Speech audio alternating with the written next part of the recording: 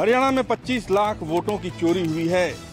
लोकसभा में विपक्ष के नेता राहुल गांधी ने आज इंदिरा भवन में प्रेस कॉन्फ्रेंस करके प्रेजेंटेशन के दौरान ये जताने की कोशिश की कि हरियाणा में वोटों की चोरी हुई है और वोट चोरी के बाद बीजेपी की सरकार बनी है। हरियाणा के विधानसभा चुनाव को लेकर राहुल गांधी ने कहा कि एच फाइल्स किसी एक सीट की बात नहीं है, बल्कि राज्यों में वोट चोरी की बड़ी साजिश है।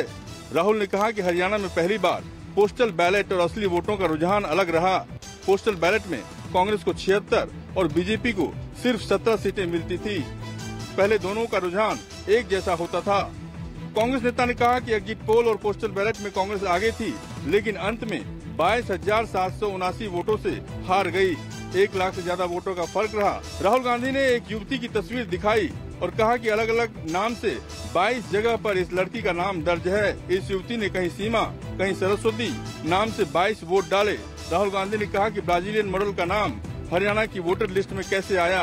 कांग्रेस नेता ने दावा किया कि हरियाणा में 5 कैटेगरी में 25 लाख वोट चोरी हुए, इसकी वजह से कांग्रेस हारी। रमन कुमार, दिल्ली, न्यूज 24। CRE यानी कि central research and energy and clean centre, इसकी एक रिपोर्ट से साफ हुआ है कि पिछले महीने में दिल्ली NCR के जो इलाके हैं वो सबसे ज्यादा पॉल्यूशन भरे रहे हैं। दरअसल देश के जो पिछले महीने में देश के जो आंकड़े आए हैं उसमें PM 2.5 वाले पॉल्यूशन के मामले में देश के 10 सबसे बुरे हाल वाले शहर दिल्ली NCR में ही हैं। हालांकि चौंकाने वाली बात यह है कि दिल्ली इस मामले में 6ठे और गुड़गांव 10वें नंबर पर है। पहले धारूहेड़ा और रोहतक और खासकर हरियाणा के कई और इलाके जहां पर जबरदस्त पॉल्यूशन देखने को मिला। और महीने के एक दौरान करीब 2 दिन और गंभीर और 9 दिन बेहद ही खराब प्रदर्शन जो है वो दर्ज किया गया। धारूहेड़ा के बाद रोहतक, गाजियाबाद, नोएडा, बल्लभगढ़, दिल्ली, भिवाड़ी, ग्रेटर नोएडा, हापुड़, गुरुग्राम सबसे प्रदूषित शहर रहे। कुल मिलाकर NCR के जो हैं, अगर यूपी की भी बात करें हम, यूपी हरियाणा के 4 और शीर्ष 10 की सूची में शामिल हैं, जो सभी दिल्ली NCR में स्थित हैं।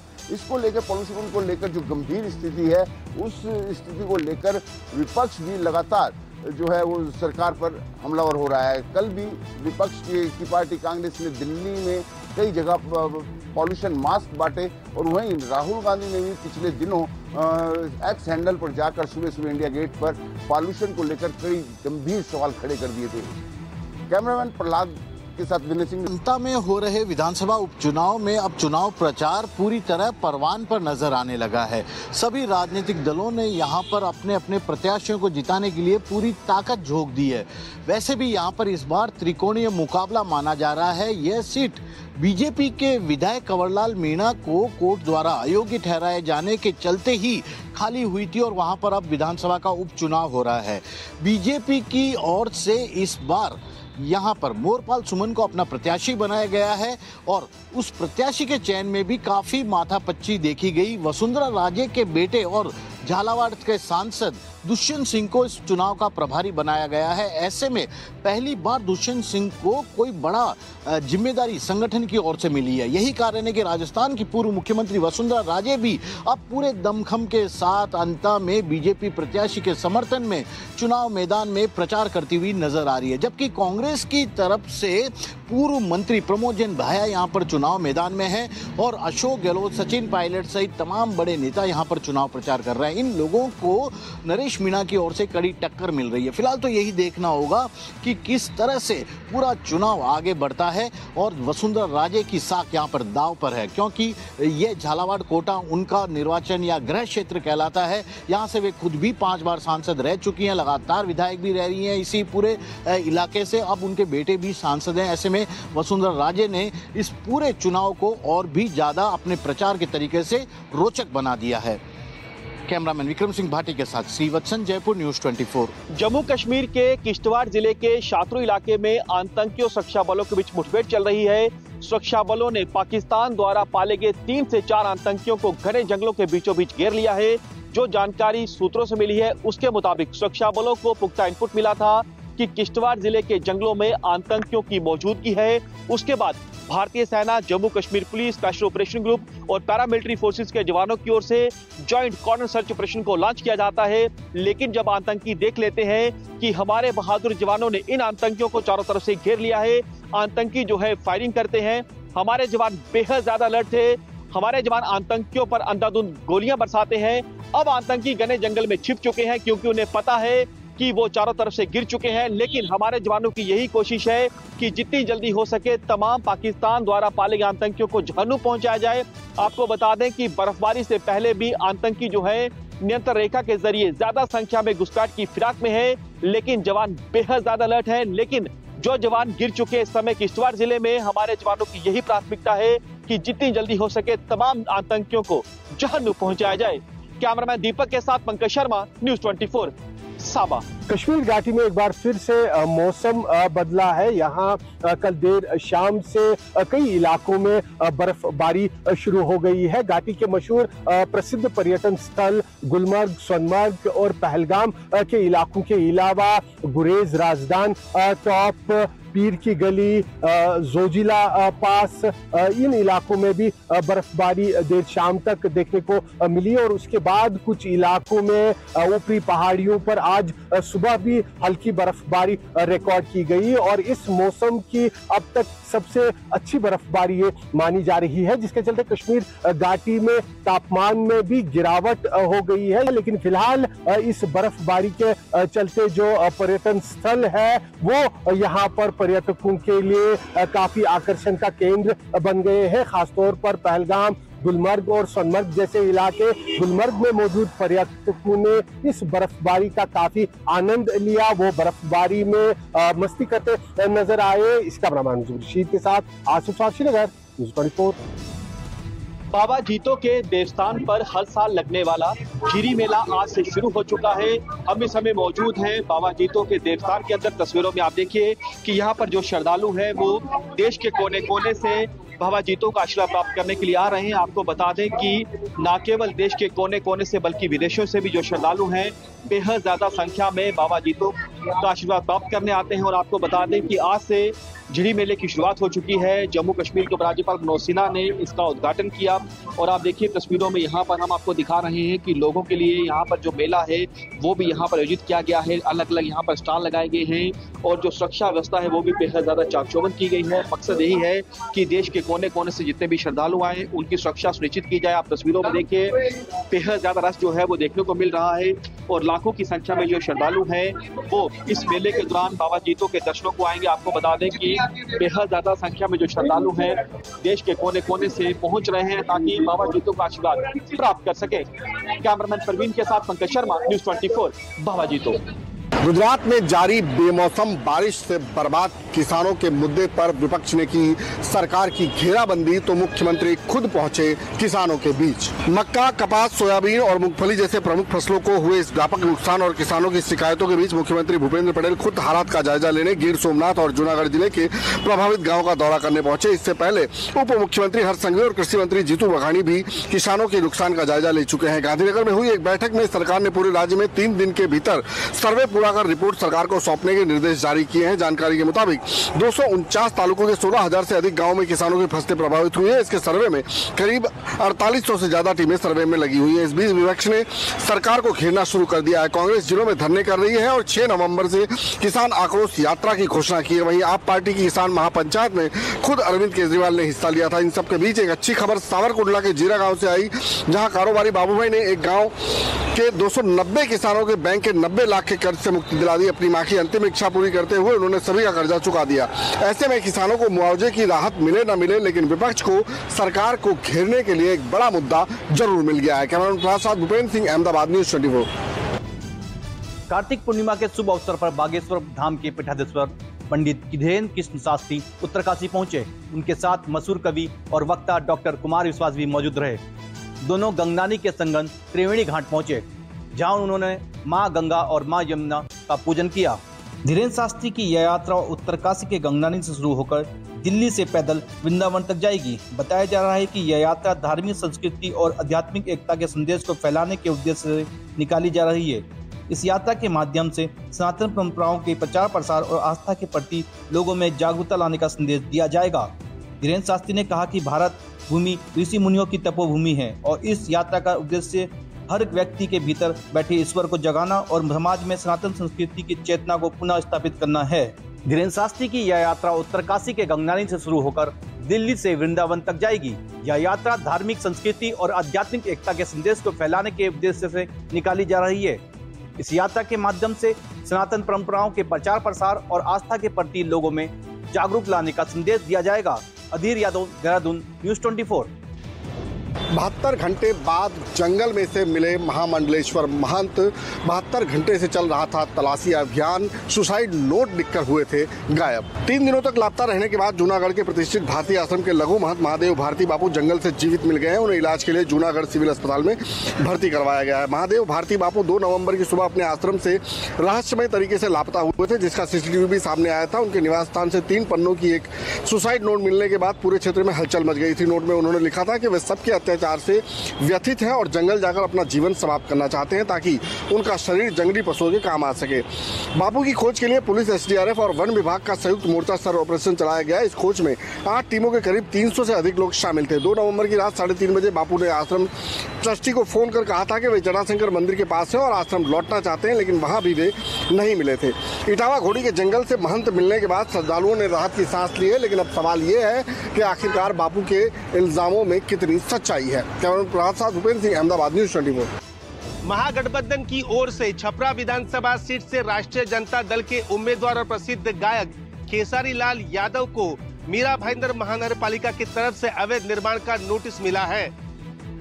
ये नोटिस दी गई है 3 नवंबर सोमवार को। नोटिस में कहा गया है कि खेसारी लाल यादव का यहाँ पर मकान है और उसमें कुछ अवैध निर्माण किया गया है। ये अवैध निर्माण जल्द से जल्द हटाने की मांग मीरा भाईंदर के अतिक्रमण विभाग ने वहां पर की है। नोटिस में ये भी कहा गया है कि अगर खेसारी लाल यादव खुद से ये अवैध निर्माण नहीं हटाते हैं तो महानगर पालिका ये अवैध निर्माण हटाएगी और इसमें जो भी खर्चा आएगा वो खेसारी लाल यादव से वहां पर वसूल कर लिया जाएगा। खेसारी लाल यादव छपरा विधानसभा सीट से चुनाव लड़ रहे हैं। उनके खिलाफ भारतीय जनता पार्टी की राखी गुप्ता चुनावी मैदान में है। फिलहाल यादव का पूरा परिवार बिहार विधानसभा चुनाव के लिए बिहार में पहुंचा है। यहाँ पर घर पर ताला है। अब देखना ये है कि क्या खेसारी लाल यादव को अगले कुछ दिनों में दूसरी नोटिस मिलती है या फिर सीधा कार्रवाई का बुलडोजर वहाँ पर चलेगा। कैमरामैन विनोद सिंह के साथ विनोद जगदाले, न्यूज़ 24 मुंबई। बिहार विधानसभा के पहले चरण में कल 131 सीटों पर मतदान होना है, जिनमें पटना जिले की 14 विधानसभा सीट भी हैं और इसके लिए आज से ही वीवीपैट ईवीएम की यहाँ से रवानगी हो रही है। आप देख सकते हैं इस वक्त हम पटना के बांकीपुर स्कूल में हैं, जहाँ से तमाम जो पटना जिले के 14 विधानसभा क्षेत्र हैं वहाँ के लिए सुरक्षाकर्मी वीवीपैट मशीन लेके रवाना हो रहे हैं। आपको बता दें कि पटना जिले में करीब 5565 मतदान केंद्र बनाए गए हैं, जिनमें कि 2099 क्रिटिकल बूथ हैं और इनमें मोकामा और बाढ़ के भी कई बूथ हैं। बूथ पर जो अर्धसैनिक बलों की तैनाती होगी और इसके लिए खास व्यवस्था की गई है। जो अलग अलग काउंटर बनाए गए हैं, यहाँ से वहाँ से वीवीपैट लेके जो मतदान कर्मी हैं वो यहाँ से रवाना हो रहे हैं, क्योंकि कई बूथ ऐसे हैं जो दूर दराज पे हैं। ऐसी स्थिति में आज से ही वहाँ पे पहुँचना सुनिश्चित है और इसके लिए यहाँ पर कैंप लगाया गया है और तमाम अधिकारियों की मौजूदगी में यहाँ पे सुरक्षाकर्मी वीवीपैट मशीन लेकर यहाँ से रवाना हो रहे हैं। कैमरामैन सनी के साथ अमिताभ ओझा, न्यूज़ 24। बिहार में कल यानी 6 नवंबर को पहले फेज का चुनाव होना है। पहले फेज में 121 विधानसभा क्षेत्र में चुनाव होगा और सबसे बड़ी बात है कि जिन बड़े लोगों का किस्मत ईवीएम में बंद होगा उसमें से जो नाम है, सबसे पहले डिप्टी सीएम सम्राट चौधरी और उसके बाद डिप्टी सीएम विजय सिन्हा, बिहार के बड़े और जदयू के बड़े चेहरे के तौर पर विजय चौधरी, रामकृपाल यादव पूर्व सांसद, पूर्व डिप्टी सीएम नेता प्रतिपक्ष तेजस्वी यादव, तेज प्रताप यादव, इस 18 जिलों में कल मतदान होना है। मतदान का समय सुबह 7 बजे से लेकर शाम के 5 बजे तक रखा गया है। तो निश्चित तौर पर चुनाव आयोग की तरफ से सारी तैयारी हो चुकी है। अब देखना दिलचस्प होगा कि कल का मतदान किसके तरफ जाता है। कैमरामैन ऋषि के लिए, ऋषि के साथ सौरभ कुमार, पटना, न्यूज़ 24। बिहार में पहले चरण में कल यानी कि 6 नवंबर को बिहार के 121 विधानसभा सीटों पर मतदान होना है। लेकिन मतदान के ठीक एक दिन पहले बिहार में जनसुराज पार्टी को बड़ा झटका लगा है। दरअसल पहले चरण में मुंगेर में भी विधानसभा चुनाव के लिए मतदान होना है, लेकिन एक दिन पहले आज मुंगेर से जनसुराज के उम्मीदवार संजय कुमार सिंह ने बीजेपी का दामन थाम लिया है और बीजेपी के उम्मीदवार प्रणव कुमार के समर्थन में आ गए हैं। यह पहला झटका जनसुराज को नहीं लगा है। इससे पहले 3 बड़े झटके बीजेपी ने जनसुराज को दिए हैं, यानी कि बिना चुनाव लड़े ही जनसुराज के 4 उम्मीदवारों ने अपना समर्थन बीजेपी को दे दिया था। इससे माना जा रहा है कि बड़ा झटका जनसुराज को लग सकता है, क्योंकि ये चारों उम्मीदवार उसके काफी सशक्त उम्मीदवार थे जो सीधे तौर पे चुनाव नतीजों को प्रभावित कर सकते थे। कैमरामैन सनी के साथ अमिताभ ओझा, न्यूज़ 24। महाराष्ट्र में वोट चोरी को लेकर विपक्ष हमलावर है। इस बीच नगर पंचायत और नगर परिषद चुनाव का बिगुल बज चुका है, जिसके लिए 10 नवंबर से नामांकन शुरू होगा। 2 दिसंबर को वोटिंग होगी और 3 दिसंबर को चुनाव परिणाम आएंगे। इसके बाद जिला परिषद के चुनाव होंगे, लेकिन सबसे अहम होगा महानगर पालिकाओं का चुनाव, जिसमें 29 महानगर पालिकाओं के चुनाव होने हैं, जिसमें बीएमसी पर सभी की नजर होगी। सुप्रीम कोर्ट के आदेश के अनुसार 31 जनवरी से पहले सभी स्थानीय निकाय चुनाव कराने होंगे, क्योंकि ये चुनाव कई वर्षों से लटके हुए हैं। इसको लेकर विपक्ष का कहना है कि जो वोटर लिस्ट में सुधार होना चाहिए वो पूरी तरह से सुधार नहीं हो पाया है। विपक्ष ने कुछ सवाल भी उठाए थे। अंचल के साथ इंद्रजीत सिंह, न्यूज़ 24, मुंबई। 2.5 साल महाराष्ट्र का मुख्यमंत्री पद संभालने के बाद एकनाथ शिंदे अब फिलहाल महाराष्ट्र के उप मुख्यमंत्री है, लेकिन उनकी मुख्यमंत्री बनने की चाह अभी भी कायम है और इसी चाह में अब उनके परिवार के सदस्य हो या फिर पार्टी के नेता हो, इसे आगे बढ़ा रहे हैं। कल मुंबई में नीलम गोरे, जो महाराष्ट्र विधान परिषद की उपसभापति है, उनके पुस्तक का विमोचन था। इस मौके पर नीलम गोरे ने कहा कि एकनाथ शिंदे महिलाओं के मन के मुख्यमंत्री हैं। उनके इस बयान के बाद महायुति सरकार में यहाँ पर हंगामा देखने को मिल सकता है। इतना ही नहीं, 3 दिन पहले कार्तिकी एकादशी यहाँ पर एक बड़ी पूजा होती है पंढरपुर के विट्ठल भगवान के मंदिर में। वहाँ पर उप मुख्यमंत्री अपनी पत्नी के साथ मौजूद थे। फिर पार्टी की बड़ी नेता हो, दोनों चाहते हैं कि एकनाथ शिंदे दोबारा महाराष्ट्र के मुख्यमंत्री बने। कैमरामैन विनोद सिंह के साथ विनोद जगदाले, न्यूज़ 24, मुंबई।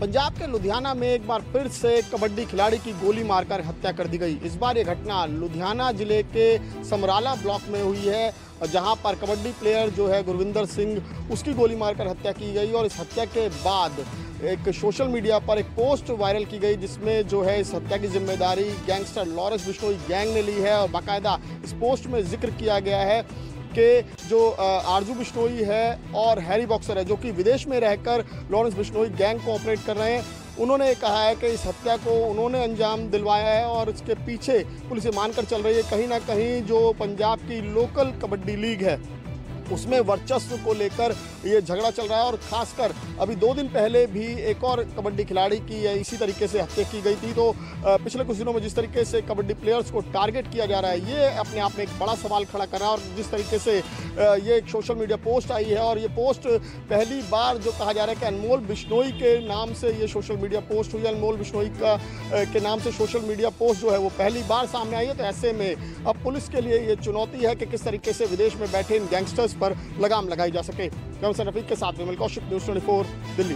पंजाब कांग्रेस के अध्यक्ष अमरिंदर सिंह राजा वड़िंग के खिलाफ पंजाब पुलिस ने कपूरथला में मामला दर्ज कर लिया है। दरअसल अमरिंदर सिंह राजा वड़िंग जब तरनताਰਨ उपचुनाव के लिए प्रचार कर रहे थे तो उन्होंने स्वर्गीय देश के गृह मंत्री बूटा सिंह के मामले पर टिप्पणी कर दी थी और इसके बाद जो विवाद था वो लगातार गहराता चला जा रहा था। और इसी के साथ ही स्वर्गीय बूटा सिंह के बेटे ने कपूरथला पुलिस के पास शिकायत दर्ज करवाई और इसके बाद पुलिस ने कानूनी मशवरा लेने के बाद उनके खिलाफ मामला दर्ज कर लिया है। वहीं पर कांग्रेस का कहना है कि ये सिर्फ और सिर्फ राजनीति की जा रही है और राजा वड़िंग ने इसके लिए माफी भी मांग ली थी और उन्होंने ये भी साफ कर दिया था कि उनके बयान को तोड़ मरोड़ कर पेश किया जा रहा है। लेकिन वहीं पर राष्ट्रीय अनुसूचित आयोग द्वारा भी अमरिंदर सिंह राजा बड़िंग के बयान को लेके जो तरनतारण के डिप्टी कमिश्नर से रिपोर्ट तलब की गई है। इसी तरह राज्य आयोग ने भी उनके तलब किया हुआ है 6 तारीख के लिए। लेकिन अब देखने वाली बात होगी कि आने वाले समय में इस मामले को लेके जो राजनीति है वो किस कदर बैठती है। कैमरामैन गंभीर सिंह राणा के साथ विशाल अंग्रेज, न्यूज़ 24।